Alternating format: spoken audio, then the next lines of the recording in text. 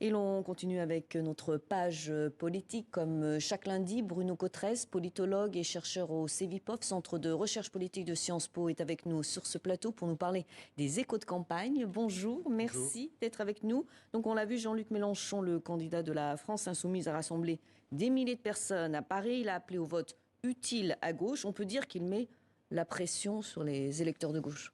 Oui, mais la pression sur les électeurs de gauche et en particulier sur les électeurs de Fabien Roussel, le candidat communiste. Les communistes, cette année, ont décidé de présenter un candidat au cours des 2 précédentes présidentielles. Il s'était effacé devant Jean-Luc Mélenchon, précisément. Il y a eu beaucoup de discussions difficiles entre les 2 formations politiques, le Parti communiste et les Insoumis, il y a plusieurs mois. Et puis finalement, on a 2 candidats.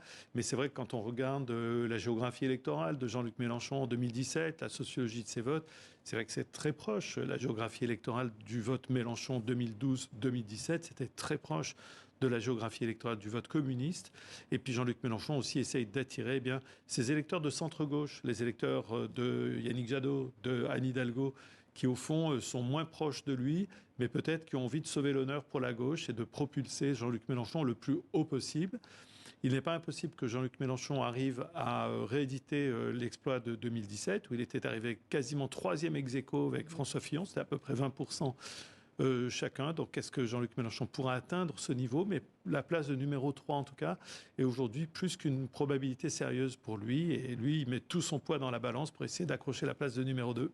Alors vous venez d'en parler, le candidat communiste Fabien Roussel a été interrogé sur un possible ralliement à Jean-Luc Mélenchon. Il s'est exprimé ce matin, je vous propose de l'écouter. Au premier tour d'une élection présidentielle, on vote pour ses idées, on vote pour ses convictions, on vote pour celui ou celle en qui on a le plus confiance pour réparer, reconstruire la France.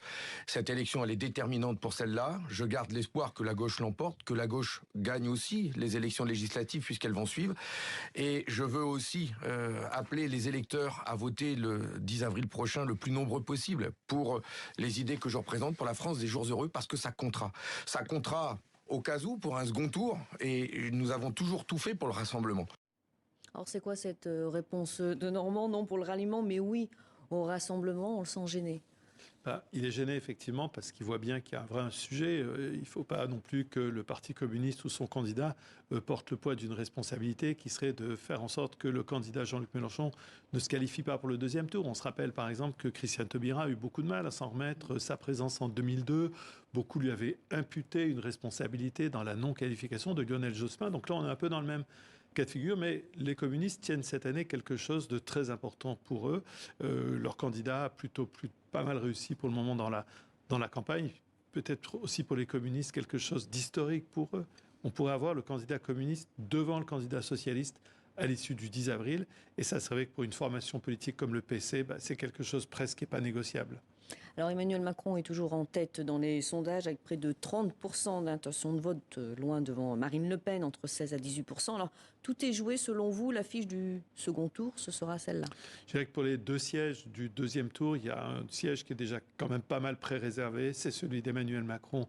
Effectivement, pour le moment, tous les feux sont au vert pour Emmanuel Macron. Rien ne semble finalement s'opposer à sa qualification pour le 2e tour. Il dispose de sondages d'intention de vote très flatteurs aussi, quelles que soient les hypothèses de 2e tour. Et Emmanuel Macron est en train tout simplement d'engranger au fond quelque chose qui a fait sa particularité depuis 2007. Depuis 2017, il nous explique que la France ne peut maintenir ses avantages comparatifs que si elle a un très fort engagement européen.